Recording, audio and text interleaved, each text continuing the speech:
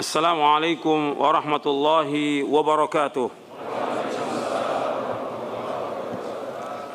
Innal hamdalillah nahmaduhu wa nasta'inuhu wa nastaghfiruh wa na'udzu billahi min shururi anfusina wa min sayyiati a'malina. Man yahdihillahu fala mudilla lahu wa man yudlil fala hadiya lahu. Asyhadu an la ilaha illallah wahdahu la syarika lahu وأشهد أن محمدًا عبده ورسوله يا أيها الذين آمنوا اتقوا الله حق تقاته ولا تموتن إلا وأنتم مسلمون يا أيها الناس اتقوا ربكم الذي خلقكم من نفس واحدة وخلق منها زوجها وبث منهما رجالًا كثيرًا ونساء واتقوا الله الذي تساءلون به والأرحام إن الله كان عليكم رقيبًا يا أيها الذين آمنوا اتقوا الله وقولوا قولا سديدا يصلح لكم أعمالكم ويغفر لكم ذنوبكم ومن يطع الله ورسوله فقد فاز فوزا عظيما أما بعد فإن أصدق الحديث كتاب الله وخير الهدي هدي محمد صلى الله عليه وعلى آله وسلم وشر الأمور محدثاتها وكل محدثة بدعة وكل بدعة ضلالة وكل ضلالة في النار. Ayolah ikhwah azakumullah, sebelum saya mulai, tolong kepada yang berdiri saya minta duduk. Antum nggak bisa nulis, nggak bisa nyatat.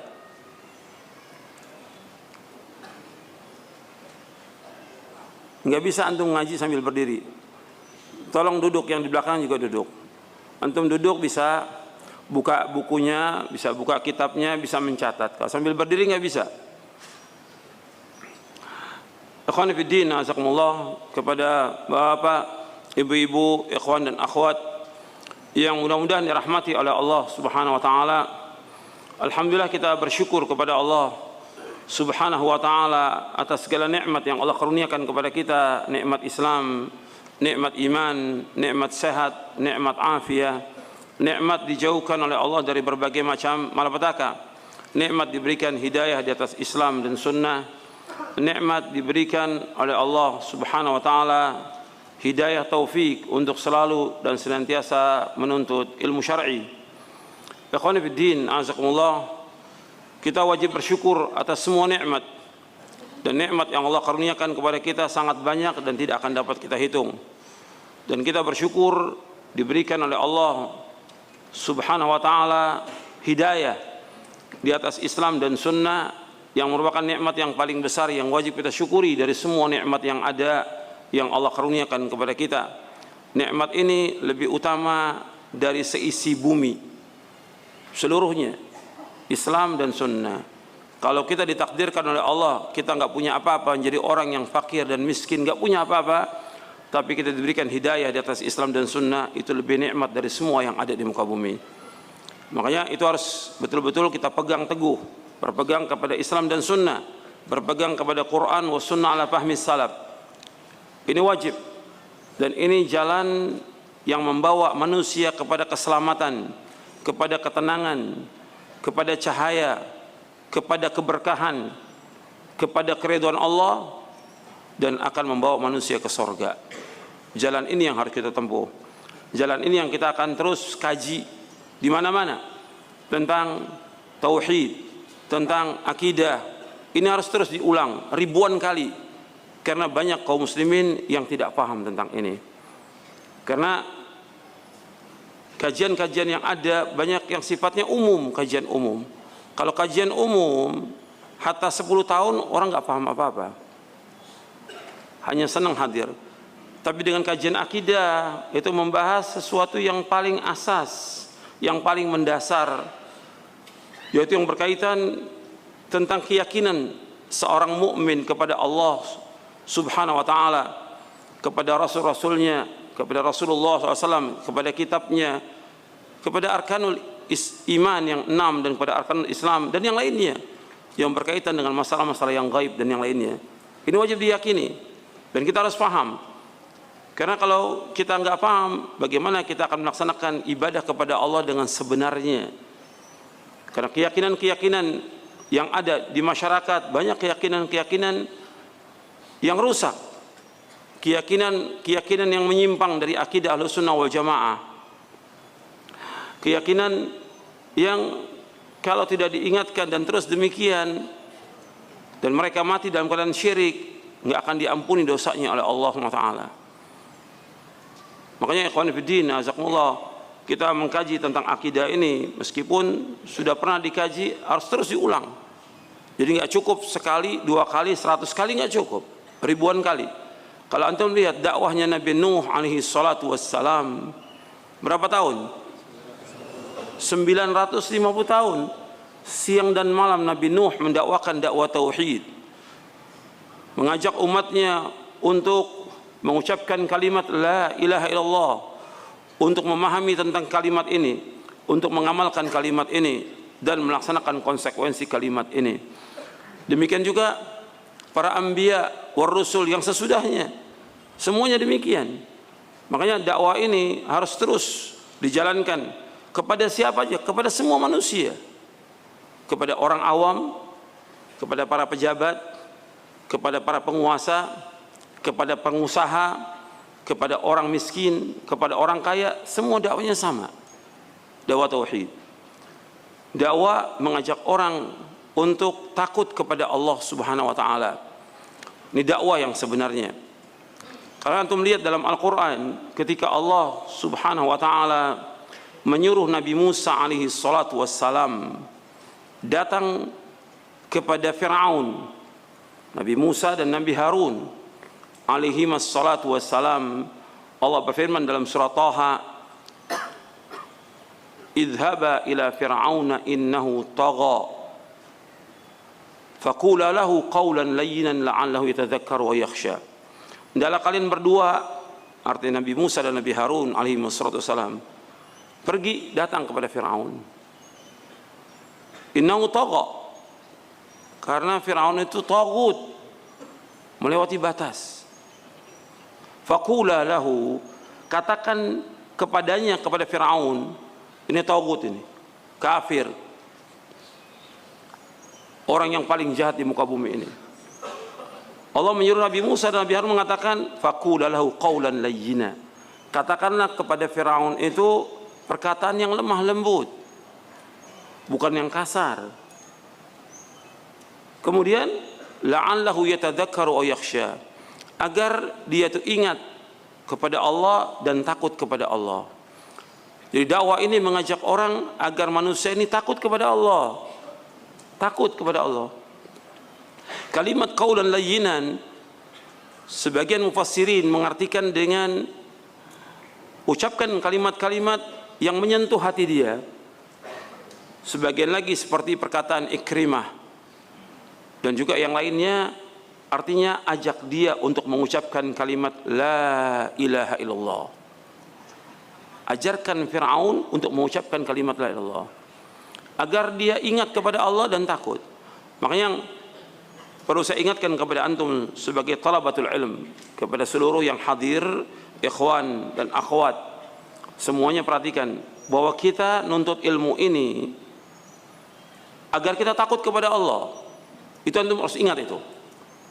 Bukan sekedar ngaji, bukan sekedar nuntut ilmu, bukan sekedar hadir dalam pengajian, tapi bagaimana ilmu yang dikaji dalam setiap kajian itu membuat kita takut kepada Allah Subhanahu wa taala. Maka dikatakan oleh Imam Ahmad bin Hanbal, sebagaimana dinukil oleh Imam Ibn Rajab Al-Hambali dalam kitabnya Fadlu Ilmi Salaf, kata Imam Ahmad bahwa yang dikatakan ilmu khasyatullah, ilmu itu takut kepada Allah. Tujuan kita menuntut ilmu ini bukan untuk kebanggaan, bukan untuk pamer, bukan untuk riya, bukan untuk mencari dunia, bukan. Tapi bagaimana kita menuntut ilmu, kita takut kepada Allah. Tumbuhkan itu, takut kepada Allah. Dan juga membersihkan hati kita. Makanya Nabi Musa disuruh oleh Allah datang kepada Fir'aun dalam surah An-Nazi'at. Apa katanya? Faqul hal laka ila an tazakka wa ahdiyaka ila rabbika fatakhsha. Maukah aku tunjuki engkau untuk membersihkan hati kamu Karena Firaun sombong, supaya bersih hatinya dengan masuk dalam agama Islam ini.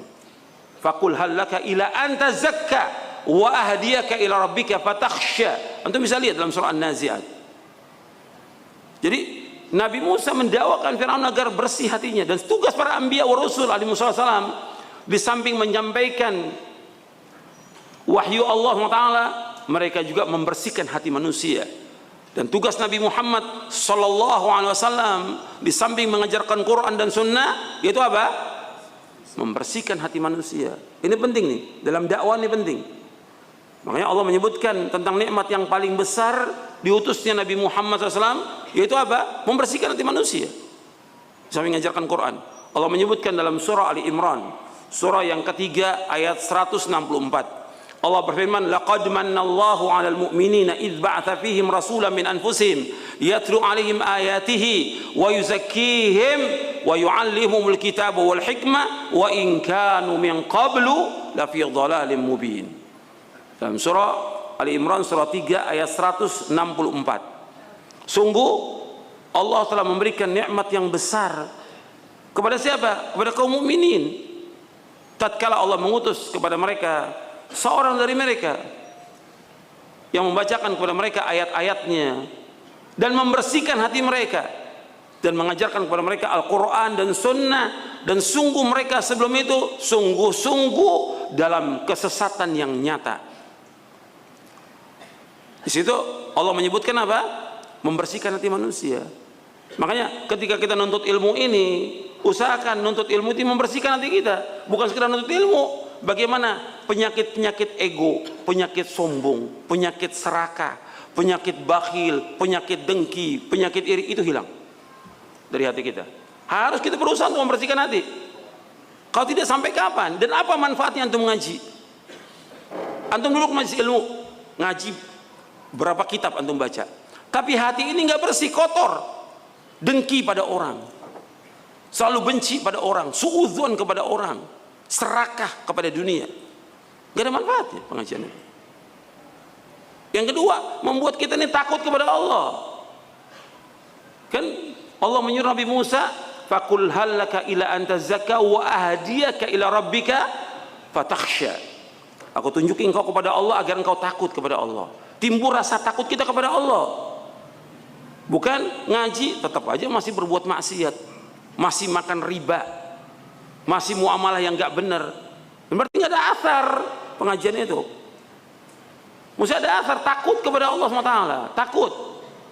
Makanya antum nuntut ilmu seperti itu, usahakan. Bagaimana nuntut ilmu ini membersihkan hati kita, dan nuntut ilmu ini membuat kita takut kepada Allah Subhanahu Wa Taala.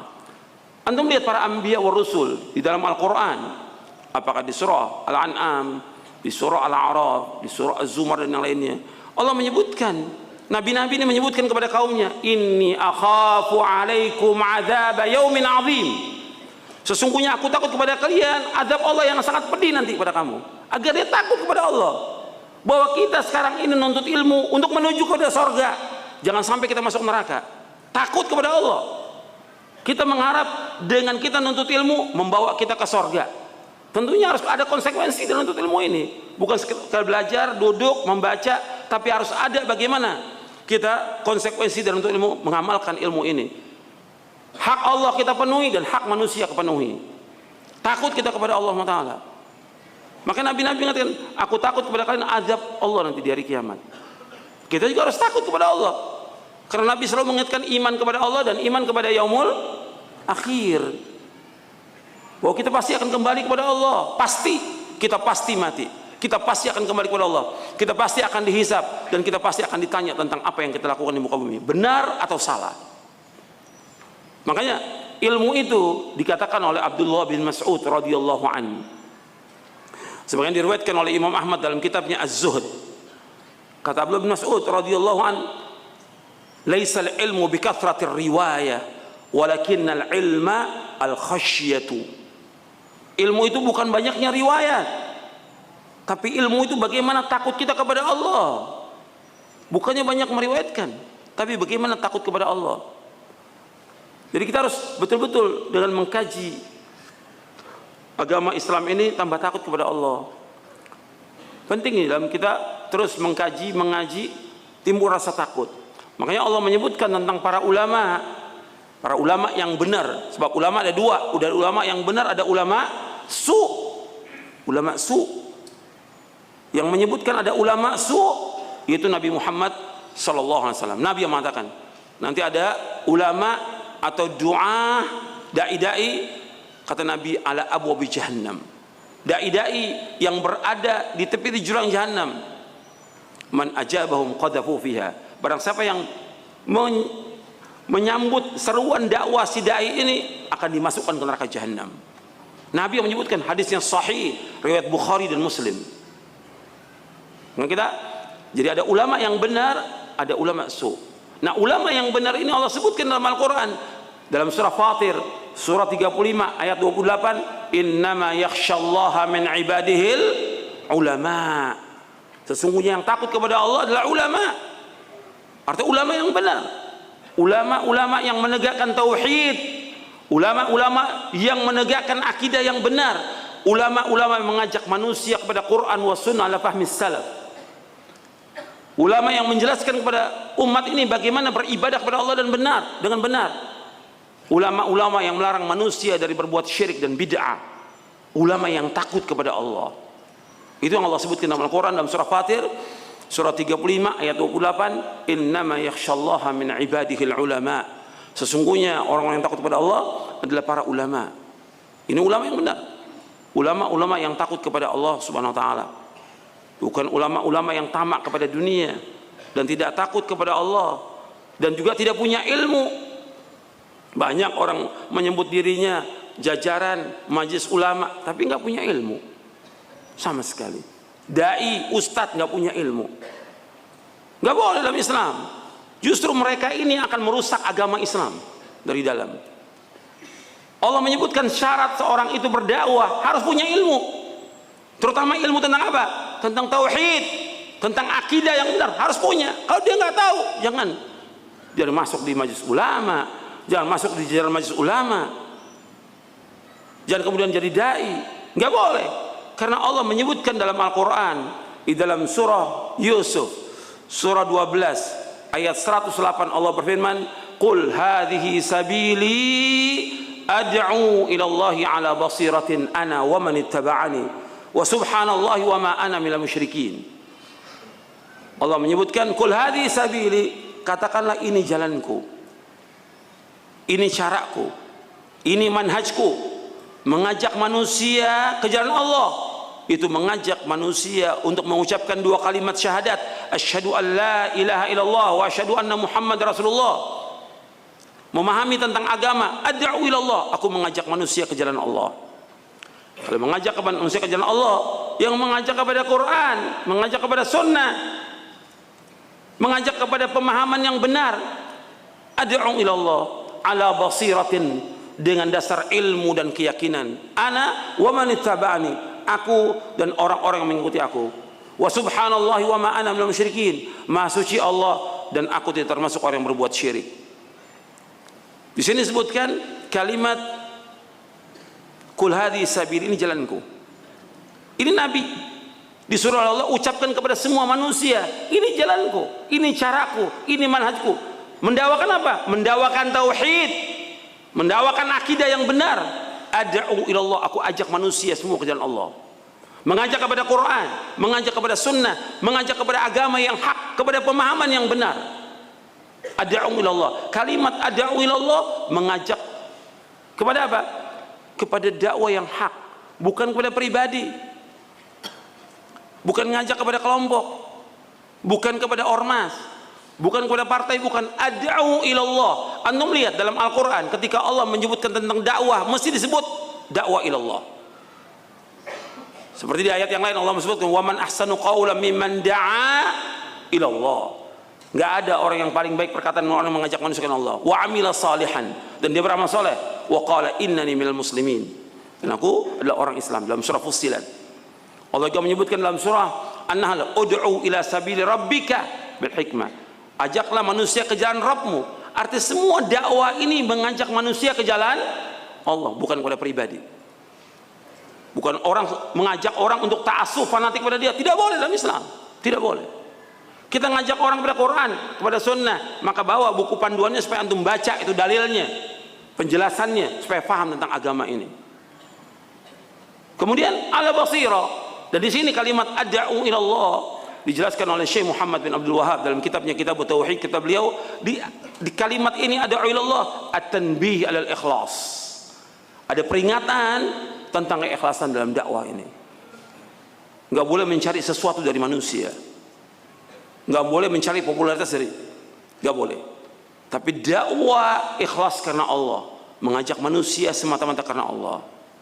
Kemudian ala basira, dengan dasar ilmu. Makanya dai-dai itu harus punya ilmu. Nggak boleh dakwah kalau dia nggak punya ilmu. Ada sebagian dai bahasa Arab juga nggak bisa. Gimana mau dakwah? Nggak boleh, nggak berhak dia berdakwah, nggak bisa bahasa Arab. Gimana dia memahami Quran? Bagaimana memahami Sunnah? Semua kitab-kitab berbahasa Arab. Dia nggak ngerti usul tentang akidah, nggak ngerti. Hanya bawa kitab syarah akidah, lalu dia nggak ngerti bahasa Arab. Asal bawa aja kitab syarah akidah. Untuk apa? Supaya jelas, waduh saya udah belajar nih, muridnya Ustadz Yazid nih. Padahal belajar juga enggak, talaki juga enggak, duduk di majelis juga enggak. Cuma kan keren, kitabnya tebel gini, tebel, sehingga murid-muridnya geleng-geleng kepala. Lah nggak bisa bahasa Arab, nggak bisa bahasa Arab. Saya bilang, orang tanya gimana Ustadz, itu bukan murid saya itu, nggak bisa apa-apa. Akhirnya kan nanti rusak. Ini bukunya benar ditafsirkan oleh dia seenaknya dengan hawa nafsunya. Karena nggak bisa orang tanpa ilmu berdakwah.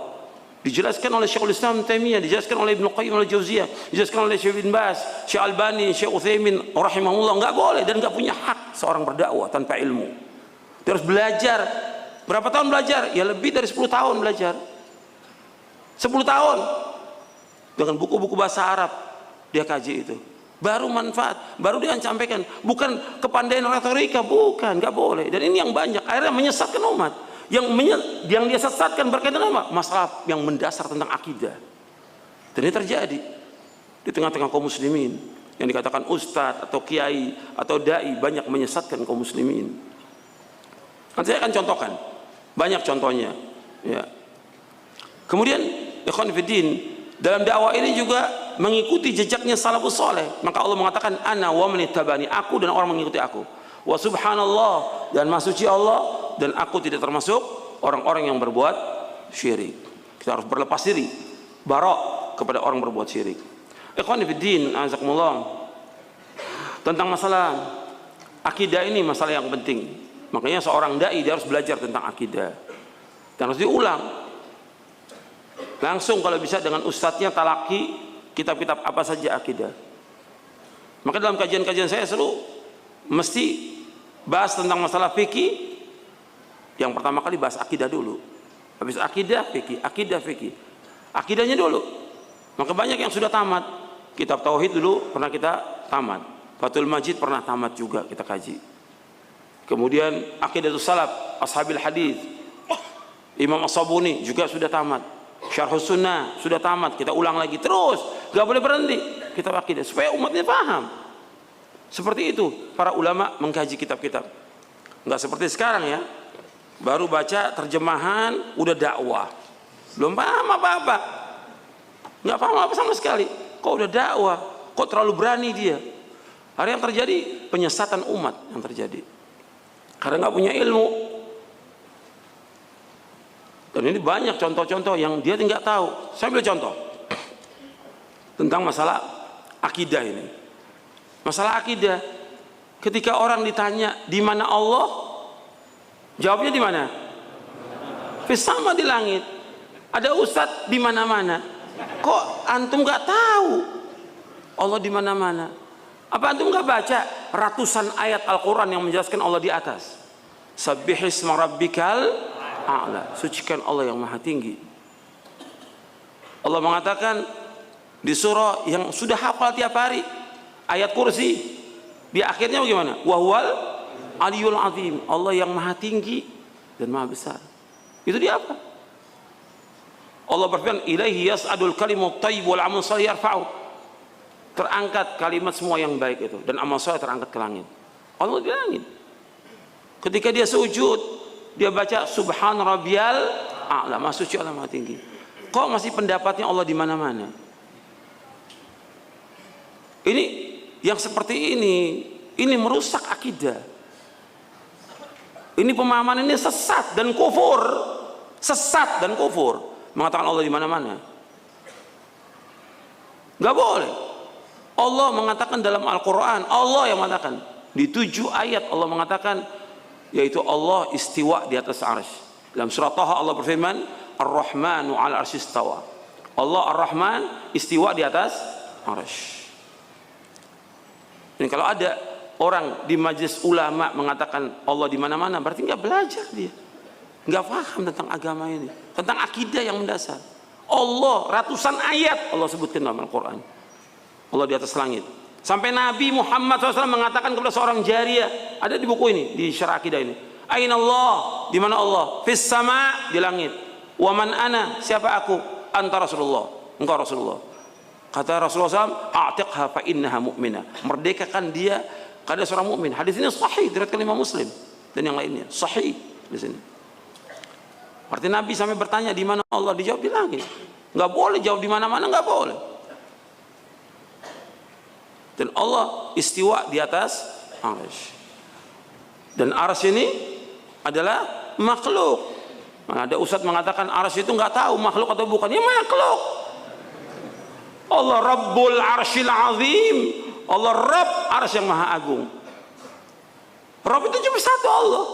Berarti seluruhnya yang ada di langit dan bumi semuanya adalah makhluk. Sampai ada ustadz bingung. Arsy ini Rabb apa bukan, makhluk atau bukan? Dia makhluk. Berarti nggak belajar nih ustadz nih, nggak belajar akidah. Sampai arsy nggak tahu. Arsy betul makhluk Allah yang paling besar dari seluruh makhluk ini. Yang paling besar arsy Allah. Langit yang 7, bumi yang 7 kecil. Kalau diumpamakan arsy itu seperti tanah padang pasir yang sangat luas, 7 langit 7 bumi seperti gelang yang dilemparkan di tengah padang pasir. Maka yang mikul arsy Allah Subhanahu wa taala adalah malaikat yang jarak telinga malaikat itu sampai pundaknya sejauh 700 tahun perjalanan. Satu malaikat yang memikul arsy-nya Allah, jaraknya antara pundak malaikat itu sampai ke telinga malaikat jaraknya 700 tahun. Baru sampai. Besarnya arsy-nya Allah taala. Makanya Allahu Akbar. Allah yang Maha Besar. Kita wajib mengagungkan Allah taala. Dengan belajar akidah ini kita akan mengagungkan Allah Taala, akan takut kita kepada Allah, akan tambah cinta kita kepada Allah, akan tambah harap kita kepada Allah, dan juga kita akan tambah amal-amal kita kepada Allah Taala. Kemudian juga kesalahan yang lain, seperti orang mengatakan bahwa disuruh, kan menjelang Ramadan ini banyak orang nyekar ya, ziarah ke kubur-kubur dan juga ke kubur-kubur wali. Dalam Islam nggak ada ziarah kubur, itu dianjurkan dalam Islam. Dianjurkan. Nabi bersabda sallallahu alaihi wasallam, "Kuntu nahaitukum an ziyaratil kubur, fazuruha fa innaha tudzakkirukumul akhirah." Sesungguhnya aku pernah melarang kalian untuk ziarah kubur.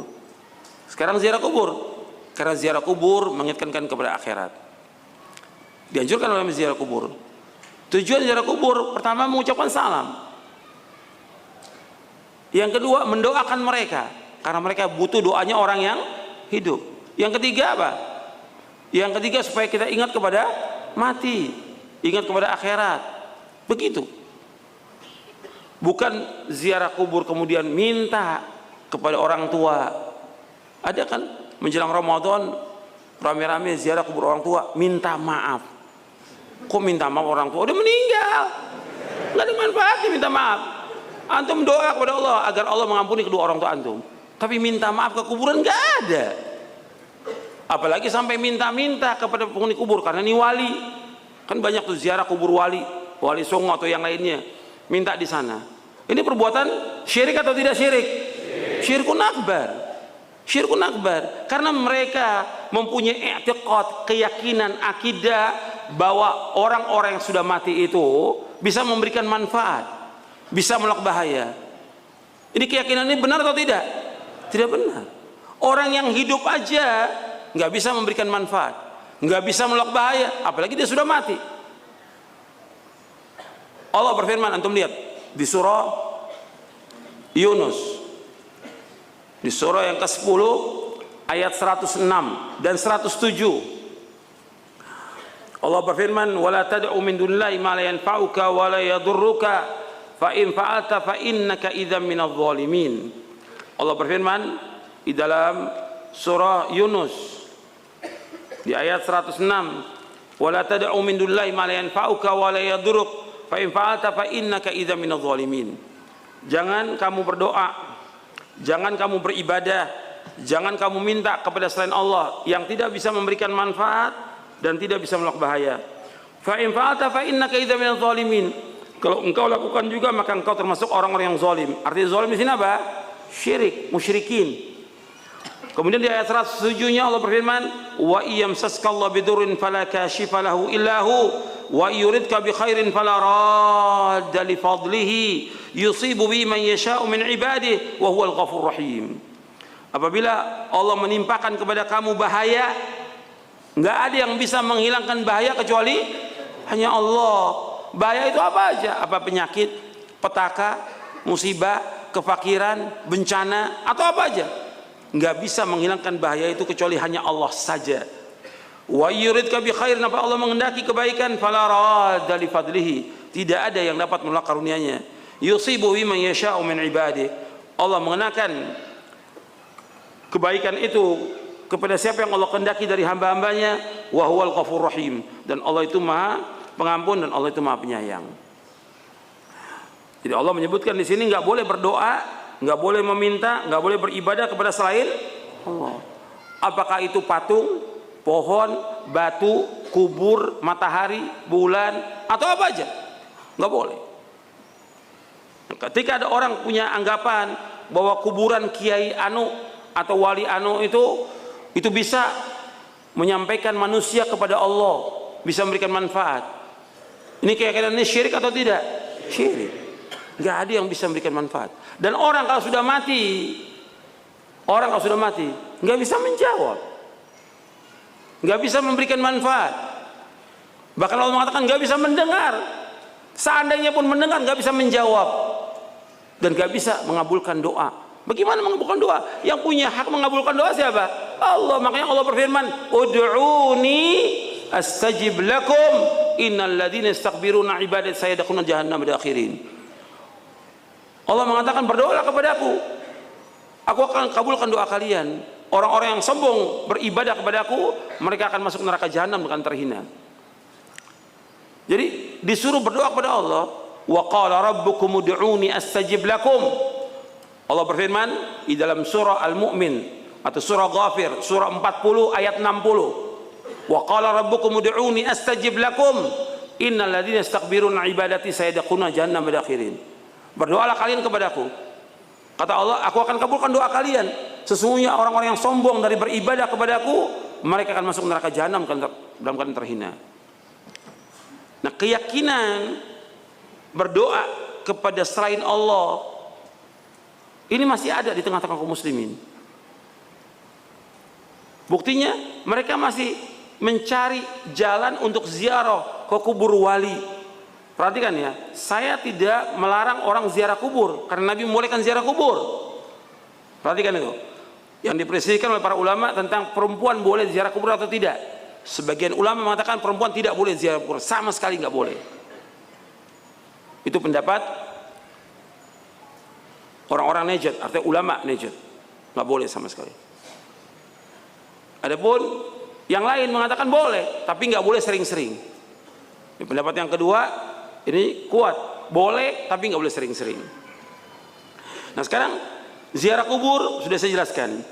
Nah yang nggak boleh ziarah ke kubur tertentu seperti kubur wali atau kiai atau habib atau yang lain, yang dia punya keyakinan bahwa kubur itu bisa memberikan manfaat, bisa menolak bahaya, bisa melariskan dagangan, bisa membuat dia enteng jodohnya, atau membuat dia bisa sembuh penyakit, atau bisa naik jabatan. Tentu bisa lihat nanti menjelang pilkada orang datang ke kubur-kubur wali itu minta. Ini syirik atau tidak? Syirik.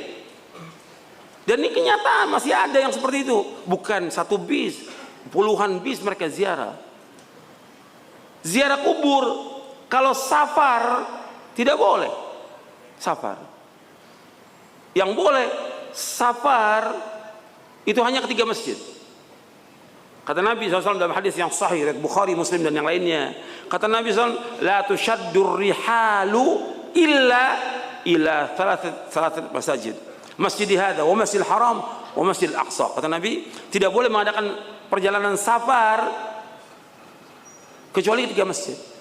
La tushaddur rihalu illa ila thalathat masajid. Tidak boleh mengadakan perjalanan safar dengan tujuan ibadah kecuali tiga masjid. Masjid itu Masjid Nabawi, yang kedua Masjidil Haram, yang ketiga Masjidil Aqsa. Artinya kita niat safar ke sana, kita ingin ibadah dengan sholat yang wajibnya, kalau kita Masjidil Haram dengan kita umroh dan yang lainnya, dan juga kita melaksanakan ibadah-ibadah yang lain yang sesuai dengan sunnah, itu mendapatkan ganjaran yang besar.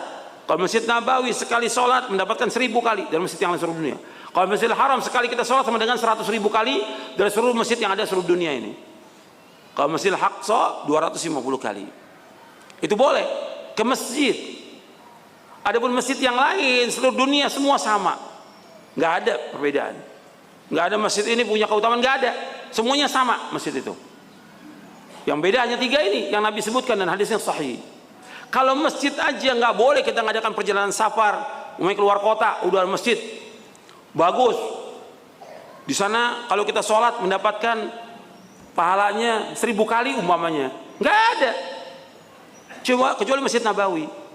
Kalau masjid aja nggak boleh kita ngadakan perjalanan safar, apalagi kuburan. Nah, kuburan kan orang datang ke kuburan Wali Songo itu dari satu kota ke kota lain dengan mengharapkan sesuatu. Gak boleh, karena Allah mengatakan di sini tidak boleh beribadah, tidak boleh berdoa, tidak boleh kita meminta kepada selain Allah. Kalau lakukan juga masuk syirik atau tidak? Syirik. Nah, orang-orang yang datang ke kubur itu, ini masih keyakinan masih ada atau tidak? Masih jutaan diyakini oleh kaum muslimin. Dan tokohnya para ustadz, para kiai ini punya keyakinan bahwa itu bisa memberikan manfaat, bisa menolak bahaya, bisa mudahkan urusan, sampai nangis di sana. Bahkan ada yang tawaf di sana, ada yang sampai cium-cium kuburannya. Ini terjadi, waqi' nyata. Allah sebutkan orang yang beribadah kepada selain Allah, apakah itu kuburan atau patung atau yang lain, mereka nggak bisa menjawab. Antum lihat dalam surah Fatir, antum lihat. Kita ini bicara tentang akidah, supaya lurus akidah kita, supaya kita nggak salah. Ini contoh-contoh yang saya sebutkan. Antum lihat di surah Fatir, surah 35, ayat 13, ayat 14, 13 akhir. Allah berfirman, "Walladzina tad'una min dunihi ma yamlikuna min qitmir, in tad'uhum la yasma'u du'aakum." Walau sami'u mastajabu lakum wa yaumal qiyamati yakfuruna bisyirkikum wa la yunabbi'uka mithlu khabir. Orang-orang yang kalian berdoa kepada selain Allah, mereka tidak memiliki meskipun hanya setipis kulit ari. Arti korma itu, kalau korma itu butir korma dibuka, itu di bijinya itu ada yang tipis namanya kulit ari, kitmir. Orang-orang yang kalian berdoa kepada nggak punya apa-apa, nggak bisa menciptakan apa-apa. Yang bisa menciptakan hanya Allah SWT. Yang memberikan rezeki hanya Allah. Yang mengatur alam semesta hanya Allah. Yang memiliki langit dan bumi hanya Allah SWT. Yang kalian berdoa kepada Allah nggak bisa. Mereka nggak punya apa-apa. Kalau kita berdoa meminta sesuatu, mesti kepada yang punya. Kalau yang nggak punya, nggak bisa memberikan sesuatu. Allah yang punya segala sesuatu, kita minta kepada Allah. Tapi orang-orang yang berdoa kepada selain Allah, mereka nggak punya, meskipun hanya setipis kulit ari. In tad'uhum la yasma'u du'aakum. Kalau kalian berdoa kepada mereka, mereka nggak mendengar doa mereka. Orang-orang di kubur dengar nggak? Nggak dengar dia. Kalau kita disuruh ucapkan salam, karena syariat Nabi menyuruh untuk ucapkan salam. Tapi kalau dia mendengar doa kita, nggak bisa kita memperdengarkan kepada mereka. Tapi doa kita dengar oleh Allah SWT untuk mereka. Tapi kita minta kepada mereka, mereka nggak mendengar. Bahwa Allah menyebutkan di surah Fatir juga bahwa wa ma anta bimusmi'in man fil kubur, engkau nggak bisa memberikan pendengaran kepada orang yang dikubur. Di ayat 22-nya, ayat 22. Wa ma anta bimusmi'in man fil kubur, engkau nggak bisa memberikan pendengaran kepada orang yang dikubur. Artinya nggak bisa dengar orang yang dikubur itu. Allah yang mengatakan demikian dalam surah Fatir ini. Kemudian setelah itu Allah mengatakan walau sami'u, di ayat 14-nya ini, kalau seandainya mereka mendengar, kalau seandainya mereka mendengar, mastajabu lakum, mereka nggak bisa menjawab. Ada nggak orang mati bisa menjawab? Nggak ada, ya kabur semuanya kalau bisa menjawab. Nggak bisa menjawab mereka, nggak ada. Mastajabu lakum, mereka nggak bisa menjawab sama sekali. Apalagi meminta sesuatu nggak bisa menjawab. Mereka susah di kubur itu sedang ditanya oleh Allah. Ada yang mendapatkan nikmat, ada yang mendapatkan siksa di kubur itu. Nggak bisa menjawab. Kemudian kata Allah, wa yaumal qiyamati yakfuruna bisyirkikum, dan dari kiamat mereka akan mengingkari kesyirikan kalian. Wa la yunabbi'uka mithlu khabir. Nggak ada yang bisa mengabarkan seperti Allah yang Maha Pemberi kabar. Ini baru 2 contoh ya. Masih banyak lagi keyakinan-keyakinan kaum muslimin yang akidahnya rusak ini. Mereka menyembah, mengagungkan, mengkeramatkan patung, kubur, batu, pohon, dan lainnya. Ini syirik besar. Ada juga perusak akidah yang lain, yaitu mereka berlebihan kepada orang-orang soleh. Sampai kuburnya disembah, seperti yang tadi saya contohkan. Kemudian juga praktek-praktek sihir masih banyak di Indonesia ini. Dukun-dukun, paranormal. Ini akidah di antara kaum muslimin masih percaya. Dan anehnya lagi, si dukun dipanggil oleh orang kita apa? Kiai. Dukun dibilang kiai. Atau habib atau yang lain. Kalau dukun, ini dia sudah mengerjakan perbuatan yang kufur kepada Allah. Apalagi kalau dia tukang sihir, hukumannya di zaman Umar bin Khattab dipenggal lehernya. Tukang sihir itu. Mendatangi dukun nggak boleh. Hukumnya haram. Orang mendatangi dukun nggak diterima sholatnya berapa hari? 40 hari. Kemudian juga orang percaya juga pada jimat-jimat. Ini keyakinan ini. Dan masih banyak lagi, ya,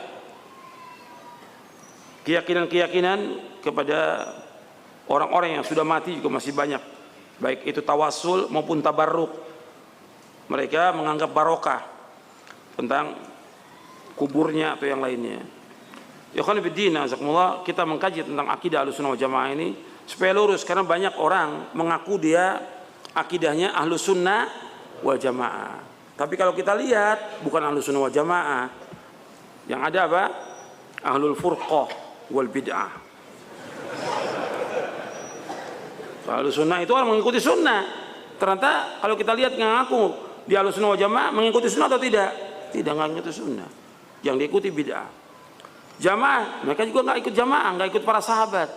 Justru mereka mengikuti dari guru-gurunya, kiainya, yang mereka taklid kepadanya. Dalam Islam nggak boleh. Yang kita ikut dalil dari Quran dan Sunnah. Nggak boleh taklid kepada mereka yang menjadikan mereka sebagai Tuhan selain Allah. Itu nggak boleh. Ikhwan fillah, azakumullah. Kita akan mengkaji. Tentunya kitab ini besar ya, Syarah Aqidah Ahlussunnah wal Jamaah. Pembahasannya butuh tahunan ini. Saya akan jelaskan dari muqaddimah dulu supaya antum juga paham tentang akidah ini.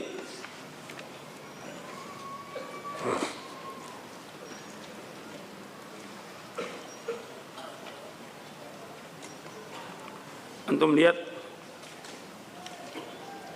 di halaman 14. Di halaman 14 saya sebutkan akidah tauhid merupakan pegangan yang sangat prinsip dan menentukan bagi kehidupan manusia di dunia dan di akhirat. Karena tauhid merupakan pondasi bangunan agama dan menjadi dasar bagi setiap amalan yang dilakukan oleh hambanya. Tauhid merupakan inti dakwah para nabi dan rasul alaihi wassalatu wassalam.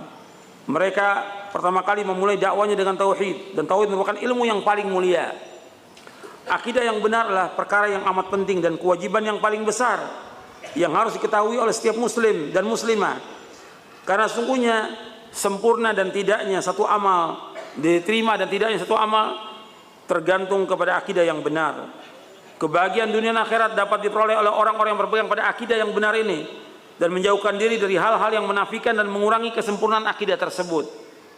Akidah yang benar adalah akidah al-firqah an-najiyah, golongan selamat. Akidah at-taifah al-mansurah, golongan yang mendapatkan pertolongan Allah. Akidah salaf, akidah ahlul hadis, akidah ahlus sunnah wal jamaah. Islam yang Allah karuniakan kepada kita, yang harus kita pelajari, pahami dan amalkan adalah Islam yang bersumber dari Al-Quran dan Sunnah yang sahih menurut pemahaman para sahabat, yaitu salafus saleh. Pemahaman para sahabat radhiyallahu anhum ajma'in merupakan aplikasi langsung dari apa yang diajarkan oleh Rasulullah SAW, adalah satu-satunya pemahaman yang benar, dan akidah serta manhaj mereka adalah satu-satunya yang benar. Sesungguhnya jalan kebenaran menuju kepada Allah hanya satu. Jalan kebenaran menuju kepada Allah hanya satu. Sebagaimana sabda Rasulullah SAW tentang hadis iftiraqul ummah, tentang perpecahan umat, an Auf bin Malik radhiyallahu an qala Rasulullah SAW, iftaraqatil yahudu ala 71 firqatan fa wahidatun fil jannah wa 70 fil nar.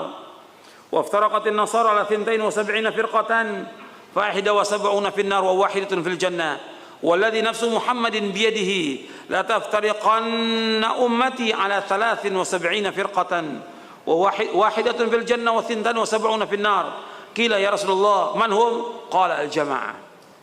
Dari sahabat Auf bin Malik radhiyallahu anhu berkata, Rasulullah SAW bersabda, umat Yahudi berpecah belah menjadi 71 golongan. Maka hanya satu golongan yang masuk surga dan 70 golongan masuk neraka.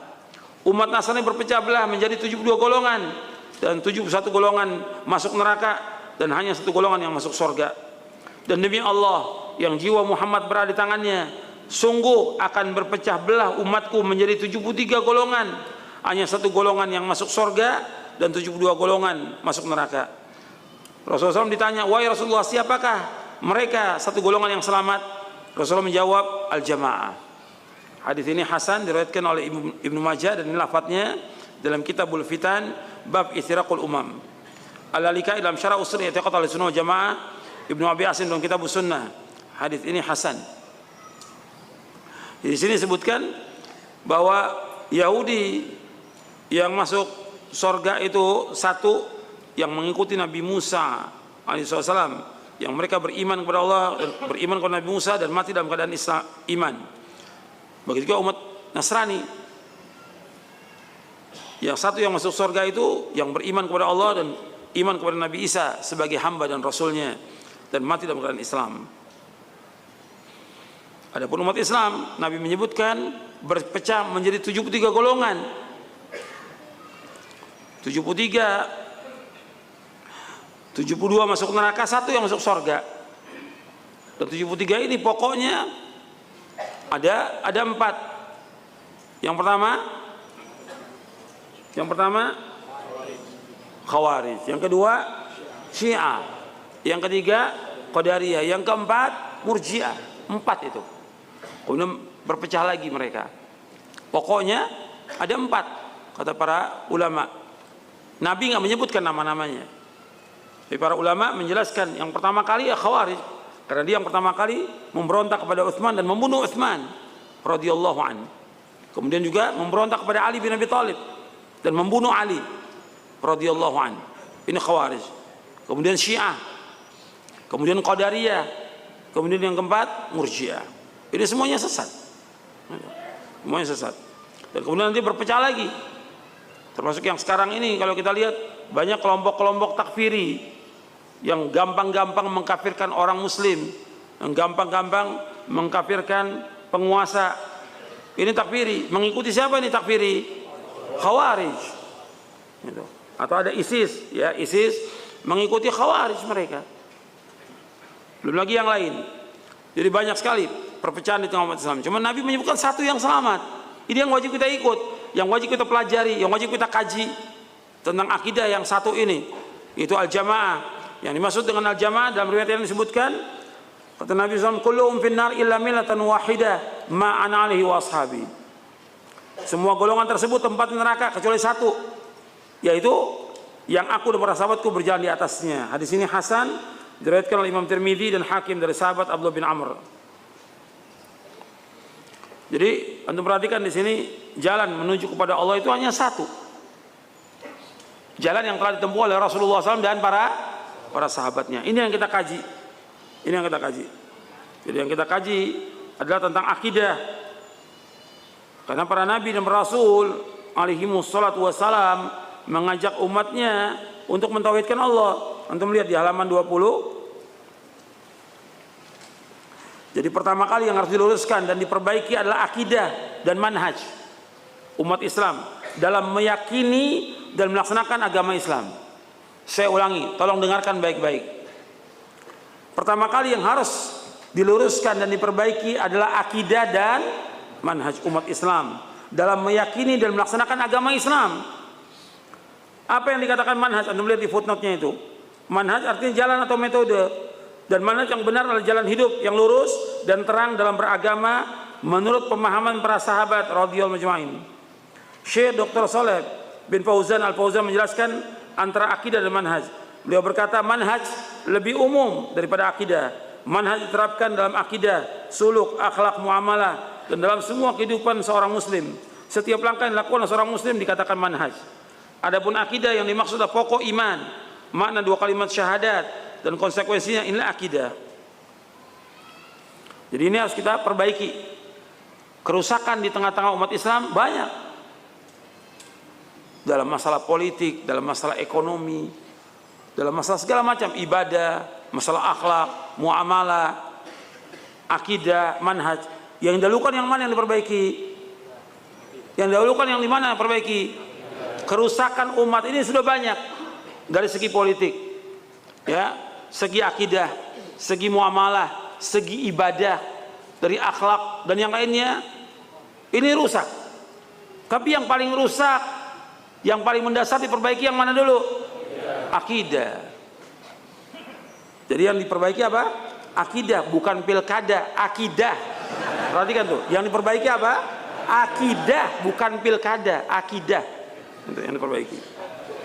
Dan manhaj umat Islam, cara beragamanya mereka. Cara beragama yang diperbaiki mereka ini. Bagaimana cara mereka beragama? Itu yang diperbaiki. Karena kalau kita cara beragama macam-macam di umat Islam ini. Dan banyak mereka campur adukan yang bukan dari agama dimasukkan ke agama. Begitu juga tentang ibadah, mereka masukkan yang bid'ah-bid'ah. Dan keyakinan dalam kehidupan kepada khurafat dan segala macam banyak sekali. Ini harus dibersihkan. Karena apa? Nabi SAW meninggalkan umat Islam ini dalam keadaan putih bersih. Nggak ada bercak-bercak syirik, nggak ada bercak-bercak khurafat, nggak ada bercak-bercak bid'ah, nggak ada penyimpangan, lurus Nabi tinggalkan agama ini. Nabi bersabda SAW, taraktukum ala mithlil bayda lailuha kanahariha la yazigh anha ba'di illa halik. Kata Nabi SAW, aku tinggalkan kalian agama ini putih bersih, putih bersih, malamnya seperti siangnya. Barang siapa yang berpaling dari yang putih bersih ini, dia pasti binasa, pasti binasa. Hadis ini sahih diriwayatkan oleh Imam Ibnu Abi Asim dalam kitabnya As-Sunnah. Jadi dan juga Ibnu Majah meriwayatkan hadis ini. Nabi tinggalkan putih bersih. Makanya kita lihat, kita lahir dalam kondisi udah campur aduk agama ini, nggak murni, campur aduk. Makanya kita harus membersihkan dengan menjelaskan kepada umat ini yang benar, ini yang salah. Nggak bisa orang mengatakan, ya kalau Ustadz jelaskan yang benar aja, ya nggak bisa, nggak tahu kalau yang salah yang mana. Dalam Islam ada dua. Ada apa? Perintahnya di Quran apa? Walaqad ba'atsna fi kulli ummatin rasulan an i'budullah. Terus apa? Wajtanibut taghut. Sungguh kami tahu terus pada setiap umat seorang rasul, setiap rasul dakwanya beribadah kepada Allah. Apa cukup beribadah kepada Allah? Enggak cukup. Harus apa? Meninggalkan taghut. Dua ini harus jalan. Kalau antum sering menyebutkan amar ma'ruf, lanjutnya apa? Nahi munkar. Apa ada amar ma'ruf apa? Amar ma'ruf aja ada? Enggak ada, dua-duanya jalan. Amar ma'ruf, nahi munkar. Karena orang ketika kita bahas tentang ini, kesalahan-kesalahan, Ustadz suka nyinggung orang. Saya nggak nyinggung orang. Menjelaskan agama ini supaya diamalkan oleh manusia dengan benar. Kalau kita nggak jelaskan, orang nggak tahu tentang kesyirikan. Jadi nggak benar. Makanya Allah menyebutkan dan juga Nabi menyebutkan kalimat la ilaha illallah, la ma'budu bihaqqin illallah. Tidak ada yang disembah dengan benar kecuali Allah. Di sini ada dua rukun. Yang pertama apa? Nafi. Yang kedua isbat. Artinya kita wajib mengingkari semua yang disembah selain Allah dan kita wajib menetapkan ibadah kepada Allah. Makanya Nabi Ibrahim alaihissalam sebagai imamul hunafa, imamnya orang yang hanif, Nabi Ibrahim alaihissalam mengatakan kepada bapaknya dan kepada kaumnya, langsung berlepas diri, menolak semua yang disembah kepada selain Allah. Ibrahim mengatakan, wa idh qala Ibrahimu li abihi wa qaumihi innani bara'um mimma ta'budun illa alladhi fatarani fa innahu sayahdin wa ja'alaha kalimatan baqiyatan fi aqibi la'allahum yarji'un. Dalam surah Az-Zukhruf surah 43 ayat 26 sampai 28. Allah mengatakan, wa idh qala Ibrahimu li abihi wa qaumihi. Ingat, tatkala Ibrahim berkata kepada bapaknya dan kaumnya, innani bara'um mimma ta'budun. Aku berlepas diri dari apa yang kalian sembah. Di sini Nabi Ibrahim mengingkari enggak? Mengingkari, menolak, menyalahkan perbuatan mereka yang syirik, menyembah kepada selain Allah.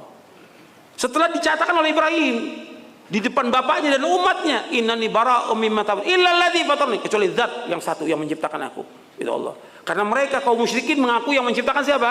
Allah, kecuali satu. Fa innahu sayahdin, Allah akan menunjuki aku. Yang berhak menunjuki manusianya Allah. Guru, ustadz, kiai dan yang nggak bisa menunjuki manusia, apalagi sudah mati. Yang bisa menunjuki manusia hanya Allah. Fa innahu sayahdin. Maka Allah katakan, wa ja'ala kalimatan baqiyatan fi aqibihi la'allahum yarji'un. Allah jadikan ini kalimat la ilallah, kalimat yang kekal pada maksudnya agar mereka kembali kepada kalimat ini. Itu surah Az-Zukhruf surah 43 ayat 26 sampai 28. Di dalam dakwah itu, di samping mengajak orang kepada tauhid, kita juga wajib menjelaskan kepada mereka yang menyimpang dari tauhid. Makanya ada amar ma'ruf nahi mungkar. Kalau ada orang dakwanya amar ma'ruf saja, benar atau salah? Salah. Salah. Penyimpangan ini. Harus ada nahi mungkar. Justru yang paling besar ganjaran di sisi Allah nahi mungkar. Yang paling besar ganjaran nahi mungkar, mengingkari kemungkaran. Seperti kita menjelaskan orang berbuat syirik, orang datang ke dukun, kita jelaskan ini pengingkaran yang kita sampaikan, mudah-mudahan didengar oleh mereka dan mereka sadar dan taubat kepada Allah Ta'ala. Ini pengingkaran harus ada. Justru ini pengingkaran ini paling besar ganjarannya. Sampai Nabi mengatakan, inna qauman yu'tauna mithla ujuri awwalihim yunkirunal munkar, kata Nabi. Ada satu kaum di tengah umat Islam ini yang diberikan ganjaran Allah seperti generasi pertama. Apa yang dilakukan? Mengingkari kemungkaran. Mengingkari, hadis ini diriwayatkan oleh Imam Ahmad dalam musnadnya. Mengingkari kemungkaran. Makanya ikhwan fillah, dakwah ini di samping menjelaskan akidah dan manhaj, juga menjelaskan tentang penyimpangan-penyimpangan akidah dan juga manhaj yang menyimpang. Makanya Allah menyebutkan dalam ayat ini, kita perhatikan di surah An-Nahl ayat 36. Wa laqad ba'atsna fi kulli ummatin rasulan an i'budullaha wa ijtanibut taghut faminhum man hadallahu wa minhum man haqqat 'alaihi ad-dhalalah fasiru fil ardi fanzuru kaifa kana 'aqibatul mukadzibin. Sungguh kami tahu pada setiap umat seorang rasul. Setiap rasul dakwanya an i'budullah, hendaklah beribadah hanya kepada Allah saja. Wa ijtanibut taghut, dan jauhkan taghut. Faminhum man hadallahu, di antara mereka ada yang Allah berikan petunjuk. Wa minhum man haqqat 'alaihi dhalalah, di antara mereka ada yang tetap dalam kesesatan. Fasiru fil ardi, berjalanlah di muka bumi. Fanzuru, perhatikanlah kaifa kana aqibatul mukadzibin, bagaimana akibat orang-orang yang mendustakan para rasul. Ini surah An-Nahl surah 16 ayat 36. Anda perhatikan ikhwan fillah, azakumullah. Di sini Allah menyebutkan dua dakwanya para nabi dan para rasul alaihi wasallam, dua rukunnya. Rukun pertama, an i'budullah, ngajak orang beribadah kepada Allah, mentauhidkan Allah, mengajak kepada akidah yang benar, mengajak kepada pemahaman yang benar, mengajak kepada manhaj yang benar, mengajak manusia kepada Quran wa sunnah ala fahmi salaf, agar manusia mentauhidkan Allah. Karena itu tujuan Allah menciptakan makhluk ini, wa ma khalaqtul jinna wal insa illa